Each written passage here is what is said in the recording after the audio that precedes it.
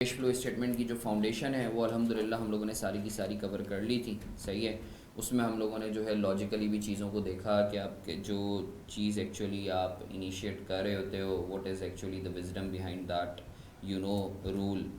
तो सर हमने सबसे पहले ये बात की कि स्टेटमेंट ऑफ कैश फ्लोज जो है क्या कहते हैं कि it's one of the component of financial statements. ये वो कंपोनेंट है जो आपका कैश बेसिस पर बनता है, बाकी सारी की सारी अकाउंटिंग जो है वो आपकी एक्रूवल बेसिस पर होती है। फिर मैंने आपको स्टेटमेंट ऑफ कैश फ्लोज की डेफिनेशन बताई कि statement of cash flows is a reconciliation between opening and closing balances of cash and cash equivalent bifurcated into three categories: cash flow from operating activities, cash flow from investing activities, cash flow from financing activities. Cash flow from investing, operating and financing activities, इसका मतलब हमने समझा कि sir operating activities का मतलब ये है कि मेन बिज़नेस करके आपने कितना कैश कमाया या कितना गंवाया। इन्वेस्टिंग एक्टिविटीज़ का मतलब ये है कि लॉन्ग टर्म एसेट्स में इन्वेस्ट करके कितना आपने कैश कमाया या कितना गंवाया। फाइनेंसिंग एक्टिविटीज़ का मतलब ये है कि सर बिज़नेस को जो फाइनेंस मिला है या फाइनेंस के जो सोर्सेज हैं उससे बिज़नेस ने कितना कैश का बिज़नेस को इनफ्लो हुआ और कितना आउटफ्लो हुआ। फिर हमने बात की थी कि सर जब हम कैश फ्लो स्टेटमेंट की बात करते हैं तो it is implied that we are also taking into account cash equivalent. तो सर कैश इक्विवेलेंट क्या चीज़ है? Sir cash equivalent is not cash actually, but it is as good as cash. ठीक है ना। तो सर इसके ऊपर हमने एग्जांपल्स ली थी, बैंक हो गई, वो इन्वेस्टमेंट्स हो गई जिनकी मैच्योरिटी 3 महीने या उससे कम की है। फिर हमने इधर एक बहुत अहम बात की एग्जामिनर के पर्सपेक्टिव से कि जो सर आपके शेयर्स होते हैं, shares is not a cash equivalent, चाहे आपने इस नीयत से ख़रीदा हो कि आप ऑर्डिनरी शेयर्स को बेचोगे। फिर हमने यहाँ तक बात करते हुए फिर हमने देखा कि सर जो है अगर आपको लेट से प्रॉफिट दिया जाता है, चाहिए प्रॉफिट एज पर एसोसीआई दिया जाता है, and you are to actually calculate cash profit from that profit, so how you would be arriving at that. तो आप लोगों ने ही बताया कि सर वो जो प्रॉफिट है चूँकि इसमें एक्रूड और कैश दोनों का कंपोनेंट होता है तो आप एक्रूड प्रॉफिट को एक्सक्लूड कर देंगे to arrive at cash profit. ठीक है ना सर। अच्छा सर इसके ऊपर जो है सर हम एक्सक्लूड कैसे करेंगे उसके ऊपर हमने बात की कि सर जो भी एक्रूड इनकम और एक्सपेंसेस हैं आप उन्हें एक्सक्लूड करेंगे, मतलब प्लस या माइनस करेंगे। सही है सर। प्लस या माइनस का क्या मतलब है? सर अगर एक्सपेंस है तो आप एक्सक्लूड करने के लिए प्लस करेंगे क्योंकि इंक्लूड हुआ होगा तो माइनस हुआ होगा। इनकम है तो आप एक्सक्लूड करने के लिए माइनस करेंगे क्योंकि जब इंक्लूड हुई होगी तो प्लस हुई होगी। ठीक है सर। इसके ऊपर जो है सर हम लोगों ने जो है क्या कहते हैं बहुत सारे क्वेश्चंस वगैरह भी जो है वो हम लोगों ने किए। फिर मैंने आपको बताया कि देखें जिस तरीके से एक्रूड इनकम और एक्सपेंसेस के हवाले से जो है हम लोगों ने ट्रीटमेंट देखा, सिमिलरली जब आप प्रॉफिट से कैश प्रॉफिट निकाल रहे होते हो तो सर आपके करंट एसेट्स और करंट लायबिलिटीज़ का इम्पेक्ट जो है वो भी आपको इंक्लूड या एक्सक्लूड करना होता है। तो इस पर मैंने आपको पहले रूल बताया और फिर बाकायदा मैंने आपको लॉजिक बताई डिटेल में, जो आप लोग ज़िंदगी भर इंशाल्लाह कभी नहीं भूलोगे। उसकी मैंने शॉर्ट वीडियोस आप लोगों को शेयर भी कर दी कि सर करंट एसेट्स अगर पिछले साल से बढ़ रहे हो तो आपने प्रॉफिट में कम कर देना है, प्रॉफिट में से लेस कर देना है to arrive at cash profit, and if it's a flip side तो आपने ऐड कर देना है। सिमिलरली करंट लायबिलिटीज़ पिछले साल से बढ़ रही हो तो आपने प्लस कर देना है प्रॉफिट में to arrive at cash profit, and if it's a flip side तो आपने माइनस कर देना है। सही है। अच्छा सर फिर हम लोगों ने जो है बात की कि सर एक्चुअली ये जो हम लोग ये लॉजिक जो मैंने आपको लास्ट सेशन में दी थी कि हम करंट एसेट्स और करंट लायबिलिटीज़ के साथ ये ट्रीटमेंट क्यों करते हैं। फिर सर मैंने आपको बताया कि देखो सर ये जो प्रॉफिट से कैश प्रॉफिट में आपको निकालना सिखा रहा था, it was actually nothing but just actually cash flow from operating activities. सही है ना। Cash flow from operating activities के आप जो है ऑपरेटिंग एक्टिविटीज़ का मतलब ये होता है कि आप बिज़नेस करके जो है कितना आप कैश कमा रहे हो या कितना जो है क्या कहते हैं आप कितना कैश गवा रहे हो। तो ये जो एक्चुअली प्रॉफिट से कैश प्रॉफिट तक लाने का जो अमल था it was nothing but a cash flow from operating activities. Sir फिर हमने cash flow from investing activities के हवाले से देखा, बाकायदा पूरी ट्री डायग्राम देखी जिसमें हमने देखा कि इन्वेस्टिंग एक्टिविटीज़ जो हैं सर उससे क्या क्या आपकी जो है ट्रांजेक्शन्स हो सकती हैं और उसमें से कैश ट्रांजेक्शन कौन सी होगी और नॉन कैश ट्रांजेक्शन कौन सी होगी। सही है ना। जैसे आपका पीपी या इन्वेस्टमेंट प्रॉपर्टीज़ हो गई उससे रिलेटेड हमने देखा कि एडिशन होगा या डिस्पोजल होगा या डिप्रिसिएशन हो गया या फेयर वैल्यू गेन या लॉस होगा। तो सर इसमें से कैश ट्रांजेक्शन और कैश में भी इनफ्लो या आउटफ्लो कौन सा होगा, तो इसको हम लोगों ने सारा लॉजिकली देखा। सिमिलरली फिर हमने बात की कि लॉन्ग टर्म एसेट्स में इन्वेस्टमेंट्स भी आती हैं, अगर इन्वेस्टमेंट्स से रिलेटेड जो भी ट्रांजेक्शन होंगी तो उसमें से कैश ट्रांजेक्शन कौन सी होंगी और कौन सी कैश फ्लो में आएंगी और कौन सी नहीं आएंगी, वो भी हमने देखा। फिर हमने बात की कि सर इन्वेस्टमेंट जो है वो दो किस्म की हो सकती हैं, डेट इन्वेस्टमेंट और इक्विटी इन्वेस्टमेंट। डेट इन्वेस्टमेंट पर जो रिटर्न होता है this is called interest, equity investment पर जो रिटर्न होता है this is called dividend. Interest हो या डिविडेंड हो, दोनों के दोनों इन्वेस्टिंग एक्टिविटीज़ में आएंगे। इस पर डिटेल में हमने बात की। फिर हमने disposal of long term assets के हवाले से बात की और इसमें कुछ जो मिसकंसेप्शन हैं जो नॉर्मली बच्चों में पाए जाते हैं उस पर हमने बात की, और इससे रिलेटेड जो गेन या लॉस है उसके ऊपर भी हमने बात की कि सर वो ऑपरेटिंग एक्टिविटीज़ से निकालेंगे और इन्वेस्टिंग एक्टिविटीज़ में जो है डिस्पोजल प्रोसीड्स के अंदर, जब हम डिस्पोजल प्रोसीड्स की बात करते हैं तो इट मीन्स कि गेन या लॉस उसमें शामिल है। 10 रुपये की चीज़ थी, 12 रुपये में आप बेच रहे हो, 2 रुपये का गेन है, तो टेक्निकली अगर आप 12 रुपये दिखा रहे हो तो टेक्निकली आप गेन को इन्वेस्टिंग एक्टिविटीज़ में दिखा रहे हो, तो आप ऑपरेटिंग एक्टिविटीज़ से उसे एक्सक्लूड करेंगे। ठीक है ना सर? यही वजह है कि गेन या लॉस जो है हम ऑपरेटिंग एक्टिविटीज़ में से प्रॉफिट में से ऑपरेटिंग एक्टिविटीज़ में प्रॉफिट में से माइनस या प्लस करते हैं। सही है? क्यों? क्योंकि वो इन्वेस्टिंग एक्टिविटीज़ में हम दिखा देते हैं। गेन या लॉस हम एक्सक्लूड क्योंकि वो नॉन कैश है। ठीक है ना? अच्छा सर, फिर हमने फाइनेंसिंग एक्टिविटीज़ के हवाले से बात की कि सर फाइनेंस दो तरीक़ों से मिल सकता है, या तो ओनर से मिलेगा जिसको हम कैपिटल बोलते हैं, या फिर जो है लेंडर से मिलेगा जिसको हम लायबिलिटी कहते हैं, और उससे रिलेटेड हमने जो है ट्रांजेक्शन्स वगैरह देख ली, सारी मॉडलिटीज़ देख ली। तो सर हमने कैश फ्लो स्टेटमेंट का फॉर्मेट फिर देखा, सही है, और हमने कैश फ्लो से रिलेटेड सारी की सारी चीज़ों को हम लोगों ने देख लिया। अब sir now is the time for actually carrying out some exercise. तो सर यहाँ तक अगर आपका कोई सवाल है तो आप लोग मुझसे पूछ सकते हो, एल्स हम लोग आज की क्लास में कुछ क्वेश्चंस वगैरह करेंगे। प्लीज़ अगर आपका कोई सवाल है तो मुझसे पूछ सकते हो। A humble request to all of you. Sir बिस्मिल्लाहिर्रहमानिर्रहीम, रबिश राली सदरी। सर इस क्वेश्चन को हम लोग देख लेते हैं। क्वेश्चन नंबर 1, सर आपके पास अकाउंट रिसीवेबल दिया हुआ है 2008, this is your previous year, 2009 this is your current year. ठीक है ना? अकाउंट पेएबल दिया हुआ है, इन्वेंट्री दी हुई है, आप फ़ौरन क्लिक कर लेंगे कि sir account receivable, account payable, inventory, ये तो करंट एसेट्स और करंट लायबिलिटीज़ हैं, तो इनके साथ वही जो आपने ट्रीटमेंट बताया था, प्रॉफिट से कैश प्रॉफिट निकालना हो तो इनको ऑपरेटिंग एक्टिविटीज़ में आप प्लस या माइनस कर दीजिएगा डिपेंडिंग ऑन के वो बढ़ रहे हैं या कम हो रहे हैं। फिर दिया हुआ है कैपिटल। अच्छा सर कैपिटल जो है इसका ओपनिंग और क्लोजिंग बैलेंस दिया हुआ है, तो सर कैपिटल का क्या करना है? याद रखो करंट एसेट्स और करंट लायबिलिटीज़ के अलावा ना एज अ नॉर्मल रूल तुम्हारे जितने भी अकाउंट्स दिए हुए ना उसका टी अकाउंट तुमने बनाना है। सर टी अकाउंट क्यों बनाना है? क्योंकि एग्जामिनर जो है हो सकता है कि कुछ मिसिंग फिगर्स जो है ना वो दे रहा हो, क्योंकि ओपनिंग या क्लोजिंग बैलेंस के दरमियान क्या हो सकता है अगर मैं कैपिटल की बात करूं, सर हो सकता है कि सर आपका कोई एडिशन हो, कंट्रीब्यूशन, इन्वेस्टमेंट भी हो, या जो है क्या कहते हैं कुछ प्रॉफिट वगैरह जो है वो क्या कहते हैं तुम्हारा जो है आपने अर्न किया हो तो कैपिटल का अकाउंट आपका बढ़ेगा, या जो है सर कैपिटल का अकाउंट कम क्यों हो सकता है? सर आपकी ड्राइंग भी हो इस वजह से कम हो सकता है। ठीक है ना?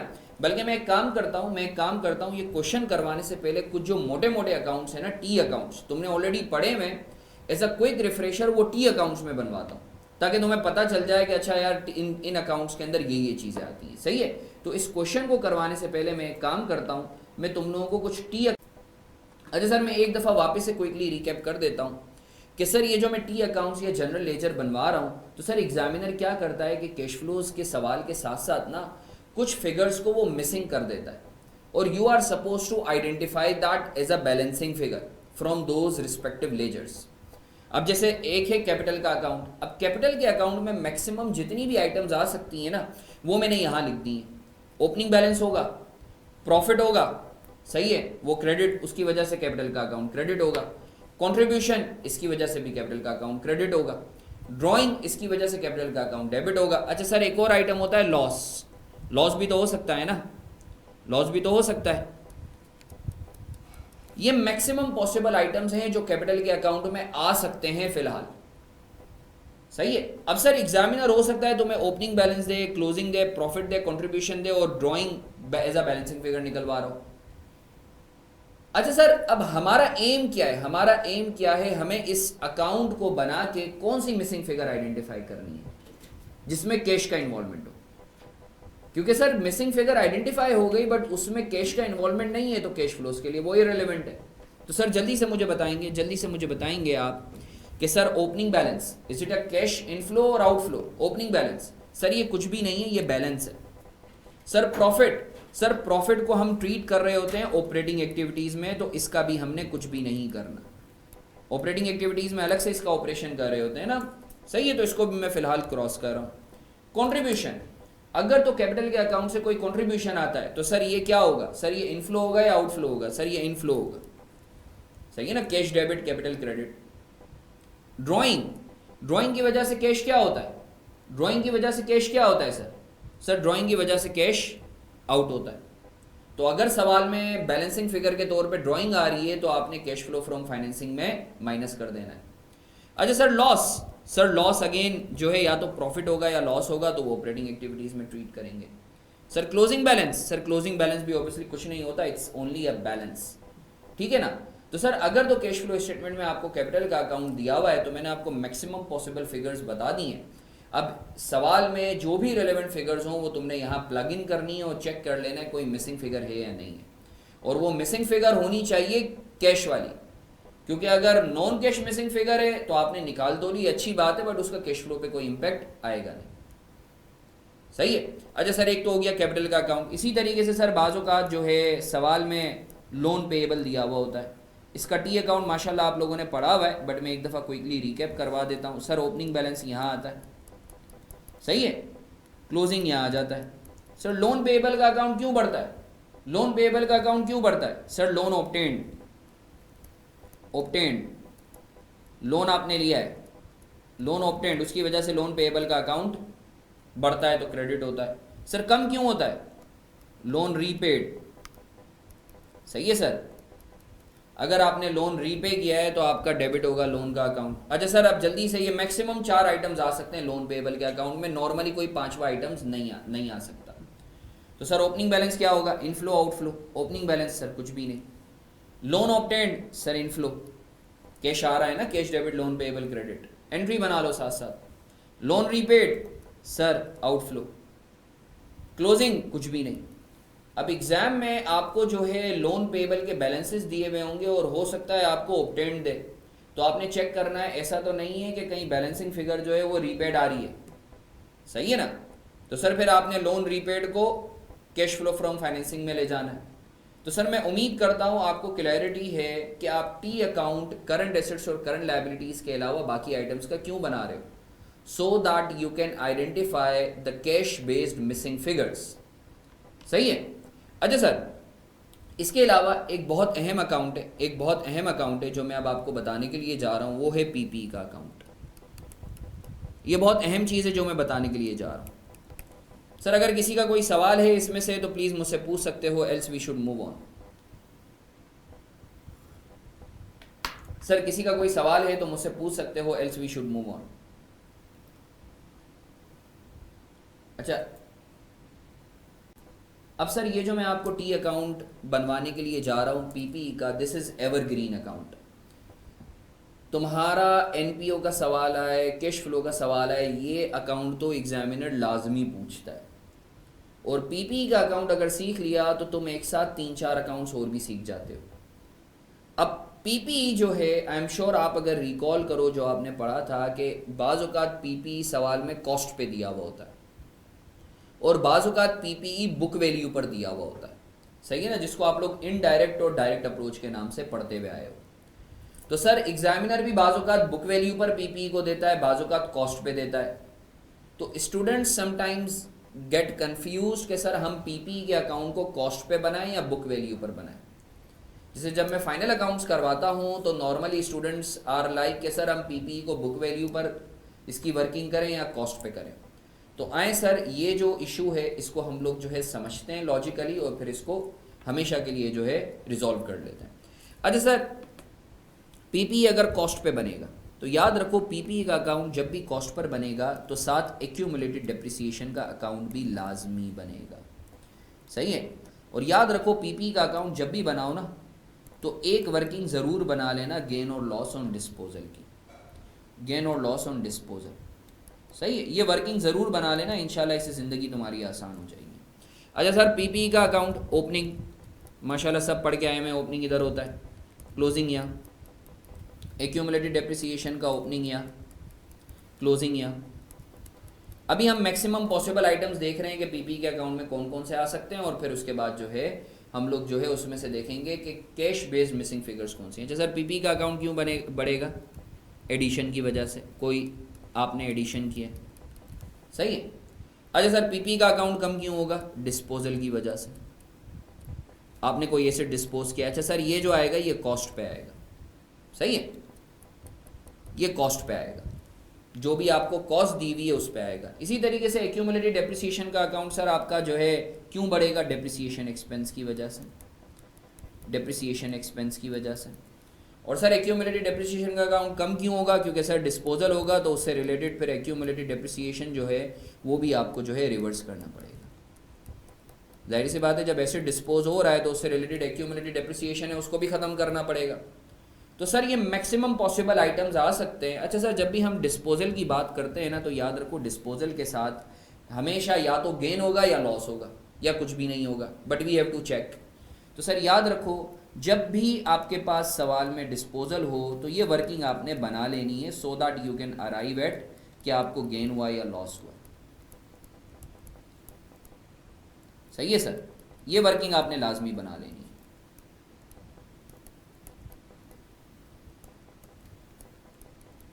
अच्छा सर अब मेरे साथ रहेंगे, ये मैक्सिमम पॉसिबल आइटम्स हैं जो पीपी के अकाउंट के जो है ज़रिए तुम्हारे पास मैक्सिमम पीपी के अकाउंट में आ सकते हैं। अच्छा सर ओपनिंग, इनफ्लो या आउटफ्लो, सर कुछ भी नहीं।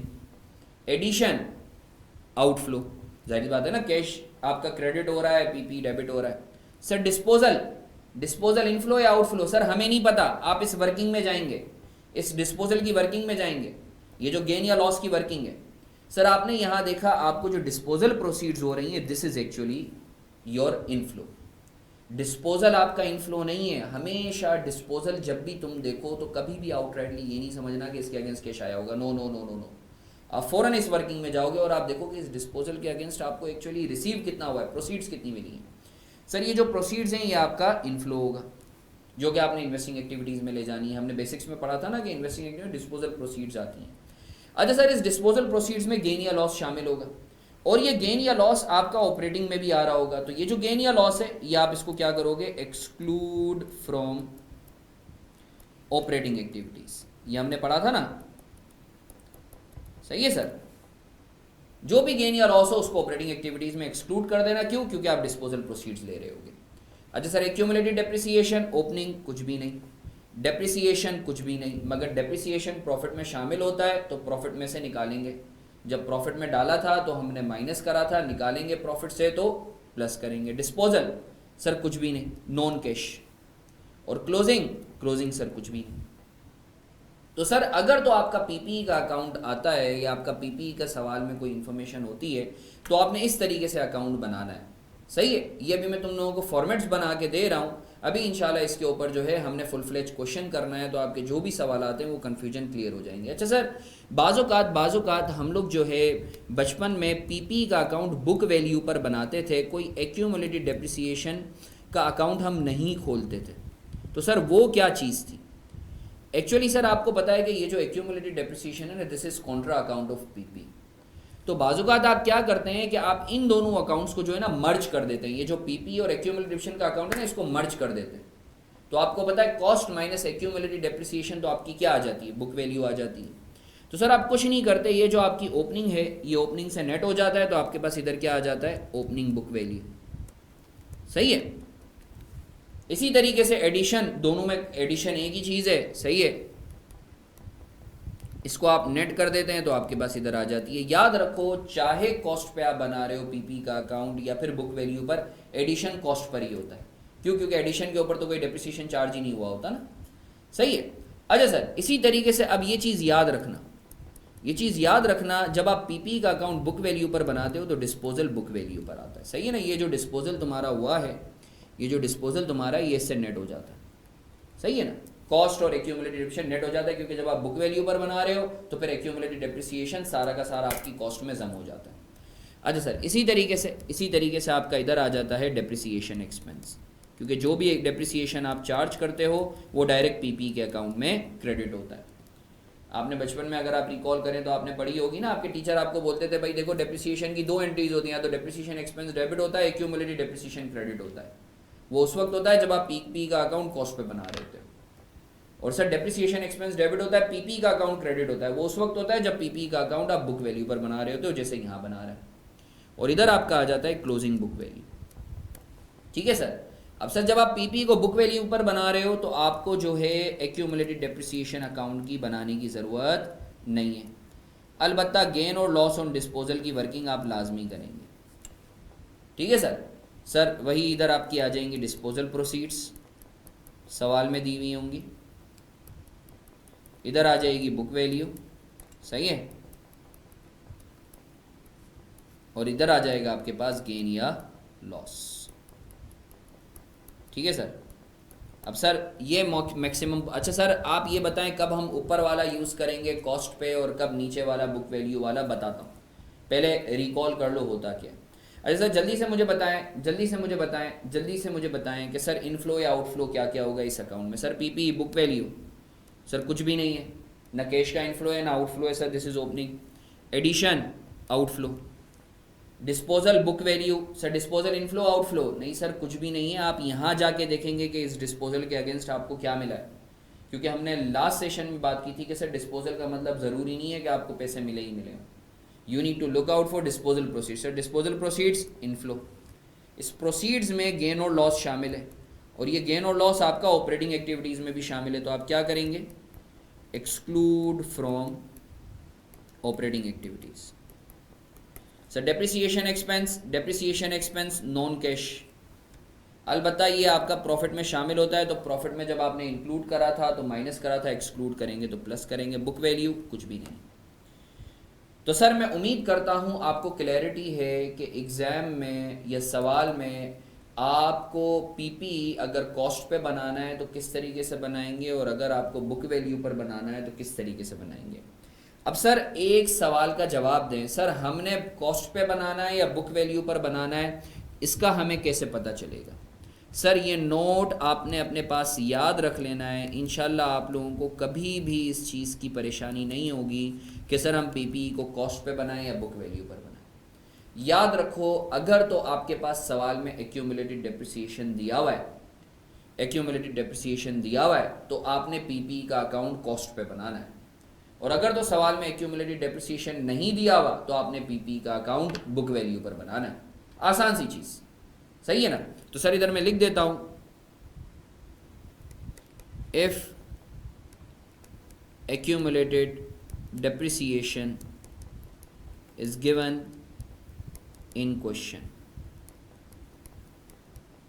Prepare T account on cost. If accumulated depreciation is not given in question, prepare T account on book value। Sir मैं उम्मीद करता हूँ आपको क्लैरिटी मैं उम्मीद करता हूँ सर आपको क्लैरिटी है कि पीपी का अकाउंट कॉस्ट पे कैसे बनेगा और बुक वैल्यू पर कैसे बनेगा, और एग्ज़ाम में कब आप जो है पीपी का अकाउंट कॉस्ट पे बनाएंगे और कब आप बुक वैल्यू पर बनाएंगे।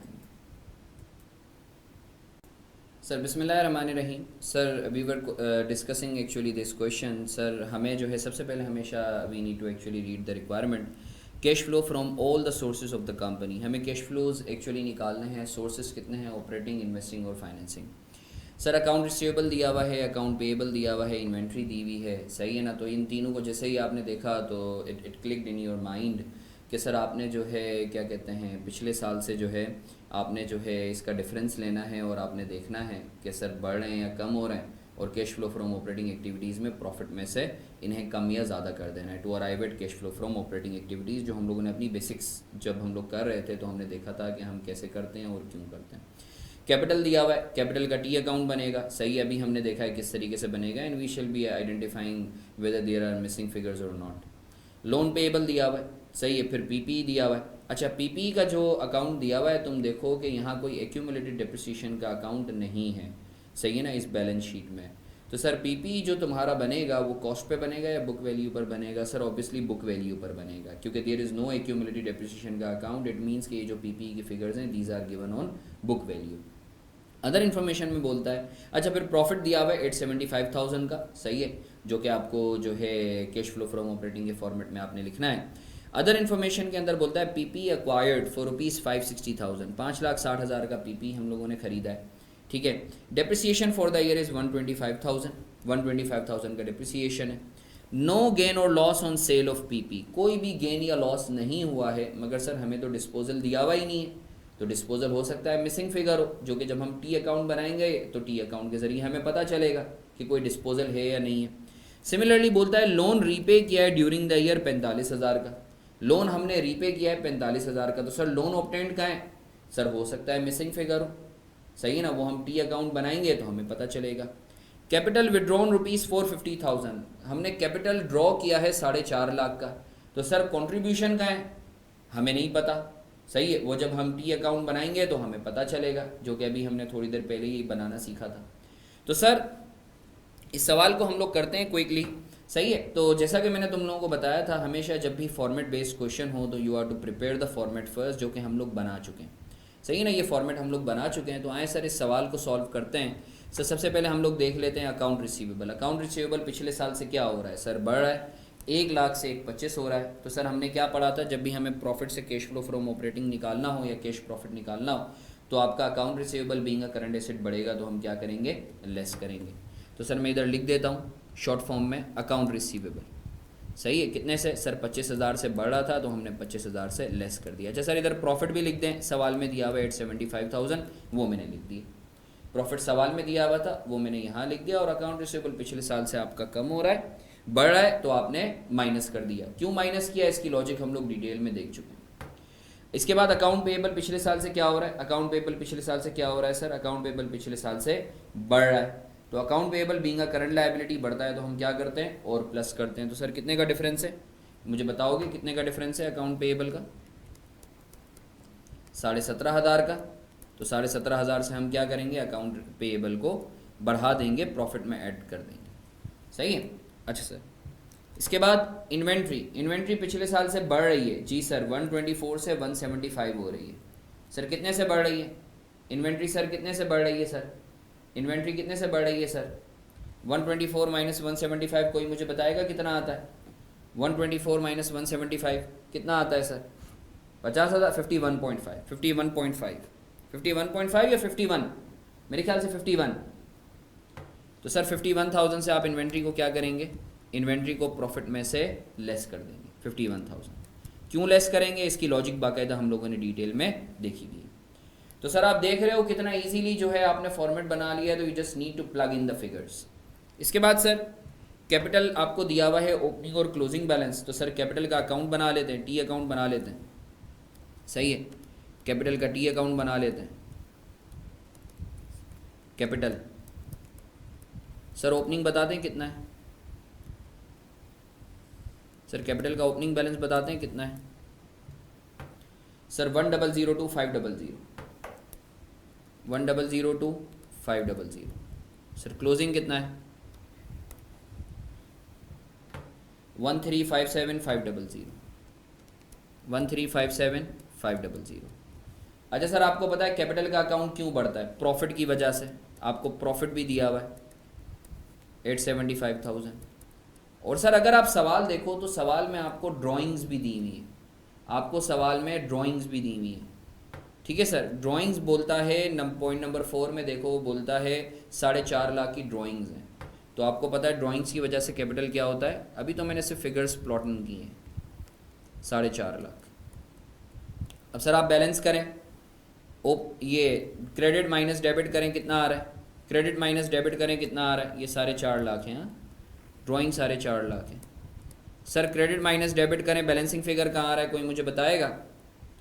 क्रेडिट माइनस डेबिट करें, बैलेंसिंग फिगर कहाँ आ रहा है? अच्छा इधर बाज़-औक़ात बच्चे मुगालता कर लेते हैं कि अच्छा सर ड्राइंग दी हुई है तो बैलेंसिंग फिगर, इसका मतलब है कंट्रीब्यूशन ही होगा। सर ऐसा नहीं है, ऐसा नहीं है, सही है, हो सकता है कि ड्राइंग ही है, डेबिट साइड पर ही बैलेंसिंग फिगर आ रहा हो, डेबिट साइड पर ही बैलेंसिंग फिगर आ रहा हो, देयर इज़ अ पॉसिबिलिटी। तो परेशान होने की ज़रूरत नहीं है, हो सकता है एडिशनल ड्राइंग हो, सही है ना। सर ज़रा बैलेंसिंग फिगर निकालते हैं, 1,002,500 plus 875,000 minus 450,000 minus 1,357,500। Sir balancing figure आ रही है इधर, तो सर ये क्या होगी बैलेंसिंग फिगर? लॉस तो हो नहीं सकता क्योंकि प्रॉफिट दिया हुआ है, तो सर ये होगी एडिशनल ड्राइंग, और ड्राइंग कर ली होगी, एडिशनल ड्राइंग बैलेंसिंग फिगर कितनी? 70,000। डेबिट साइड पर आ रही है ना सर, डेबिट साइड पर बैलेंसिंग फिगर आ रही है, सही है। ये जो मैंने रेड से लिखा है this is balancing figure, additional drawing, ठीक है। अच्छा सर अब आए देख लेते हैं सर इनफ्लो और आउटफ्लो कौन सा है। सर ओपनिंग कुछ भी नहीं, प्रॉफिट कुछ भी नहीं, क्योंकि इसका हम अलग से ऑपरेटिंग एक्टिविटीज़ में इसको हम लोग ट्रीटमेंट कर रहे हैं, इसकी सफाई कर रहे हैं। Drawing outflow, additional drawing outflow, closing कुछ भी नहीं। तो सर इस टी अकाउंट के ज़रिए हमें दो फिगर्स निकली हैं ड्राइंग की, सही है, जो हमारी हमें पता है कि ड्राइंग का ताल्लुक कहाँ से, फाइनेंसिंग एक्टिविटीज़ से। तो हमने यहाँ लिख दिया फाइनेंसिंग एक्टिविटीज़ में ड्राइंग्स, सही है सर। कितनी, 450 के प्लस 70 के, कितना आ रहा है सर, 5,20,000 आउटफ्लो। मैं उम्मीद करता हूँ सर आपको क्लैरिटी है, मैं उम्मीद करता हूँ सर आपको क्लैरिटी है। अलीना बेटा एक वक्त में प्रॉफिट और लॉस कैसे आ सकता है बच्चा, एक ही वक्त में प्रॉफिट और लॉस कैसे आ सकता है? या तो प्रॉफिट होगा या लॉस होगा ना, तो प्रॉफिट तो ऑलरेडी दिया हुआ, इट मींस लॉस तो हो नहीं सकता। ऐसा कौन सा बिजनेस है जो एक ही वक्त में नेट बेसिस पे प्रॉफिट और लॉस दोनों साथ करता हो? That's not possible, right. अच्छा सर आगे बढ़ते हैं, आगे बढ़ते हैं। इसके बाद सर लोन पेएबल का अकाउंट है, लोन पेएबल का अकाउंट जल्दी से बना लेते हैं, सही है ना। लोन पेएबल का अकाउंट क्विकली बना लेते हैं सर, जल्दी से बताएंगे ओपनिंग कितना है, क्लोजिंग कितना है, ओपनिंग कितना है, क्लोजिंग कितना है। अगर इधर प्रॉफिट ना दिया हुआ होता ना कैपिटल के अकाउंट में, then I would have taken your assumption 125 450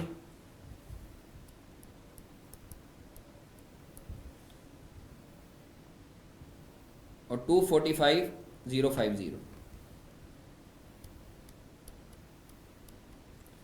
अच्छा सर अगर आप सवाल देखो तो सवाल में बोलता है कि भाई सेकंड लास्ट में कि लोन रीपे किया है 45,000 का। तो सर आपको पता है रीपे डेबिट साइड पे आता है 45,000। अब जब आप बैलेंस करोगे तो सर बैलेंसिंग फिगर क्या आ रही है, जल्दी से मुझे बताएंगे।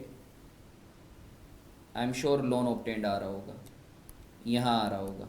लोन ऑब्टेंड कितना आ रहा है बैलेंसिंग फिगर, 164,600। ज़बरदस्त sir. Opening, inflow, outflow, opening कुछ भी नहीं, ऑब्टेंड, इनफ्लो, पैसे आए होंगे ना, रीपेड, आउटफ्लो, क्लोजिंग कुछ भी नहीं। सर लोन कहाँ जाता है, फाइनेंसिंग एक्टिविटीज़ में जाता है, तो जल्दी से हम लोग फाइनेंसिंग एक्टिविटीज़ में प्लग इन कर लेते हैं, सही है। लोन ऑब्टेंड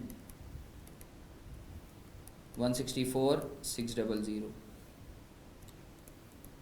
लोन रीपेड कितना दिया हुआ है सर, 45,000।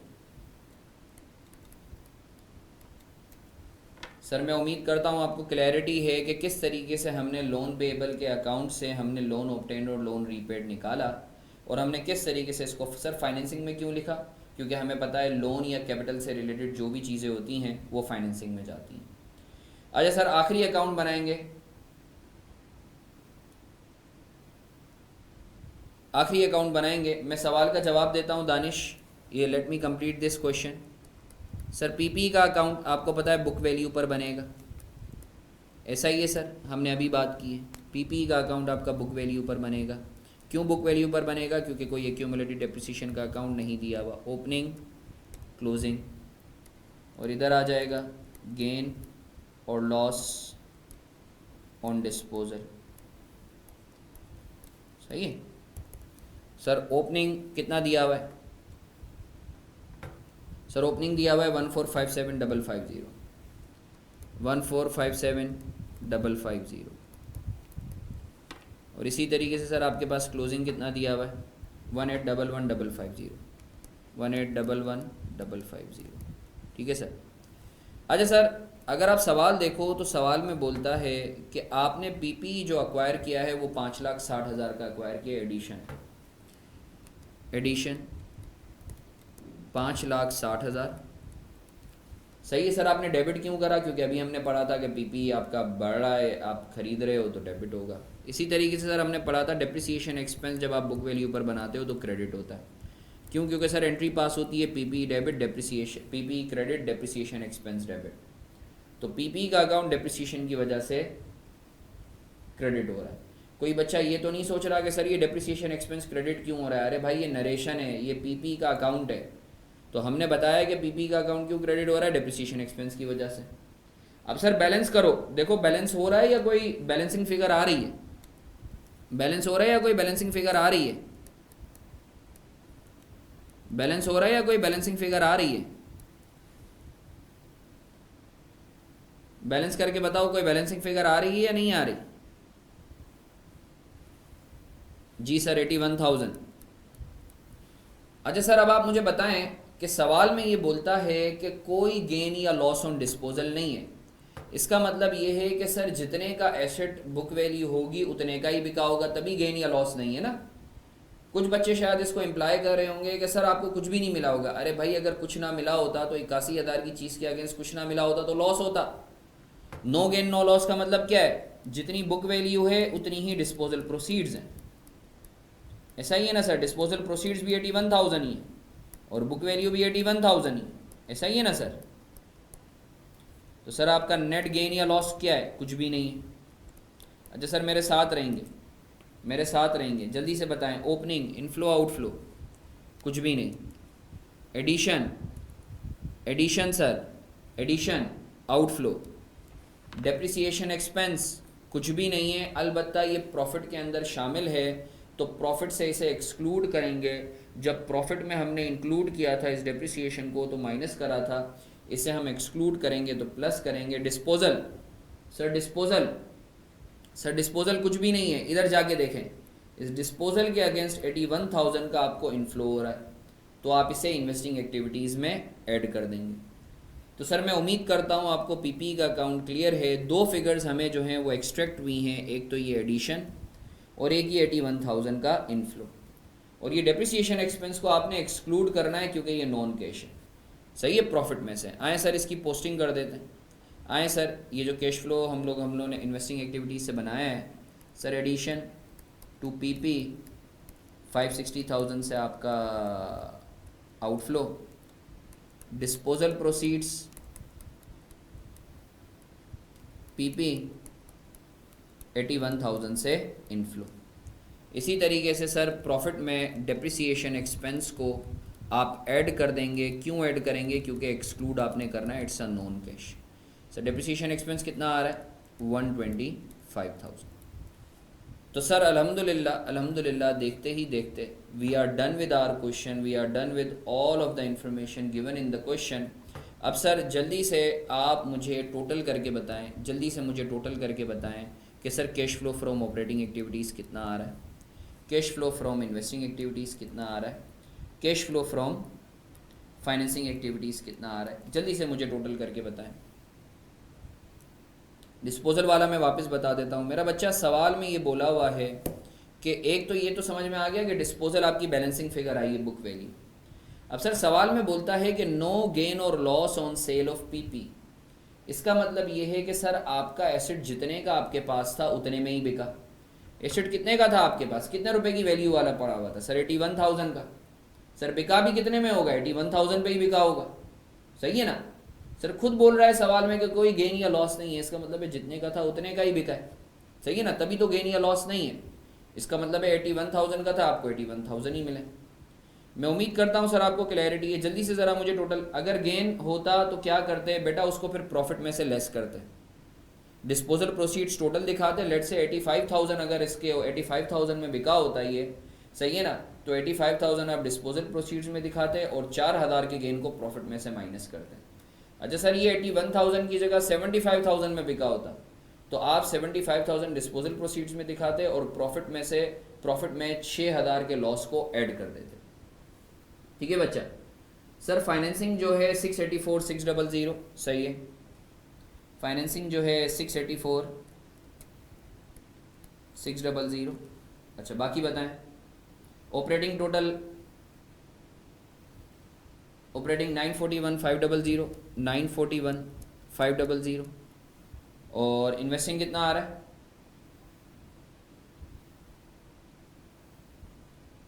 इन्वेस्टिंग कितना आ रहा है,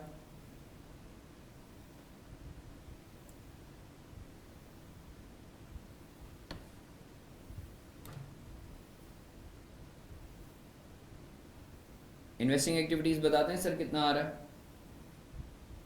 -560 +81, तो ये अराउंड मेरे ख्याल से 479,000 नेगेटिव। अब एक काम करें सर, ये ए ऑपरेटिंग एक्टिविटीज़ वाला नेट करें इसको इन्वेस्टिंग एक्टिविटीज़ के आउटफ्लो से, और 684,600 को ऐड करें, तो ड्यूरिंग द ईयर आपको पता चल जाएगा आपके पास कैश कितना आया।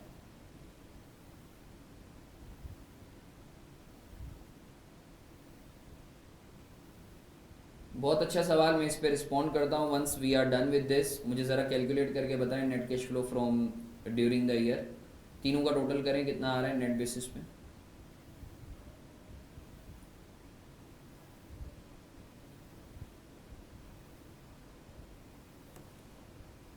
नहीं ये नहीं आ सकता यार, 1147,100, ये फिगर थोड़ी सी अब नॉर्मल लग रही है।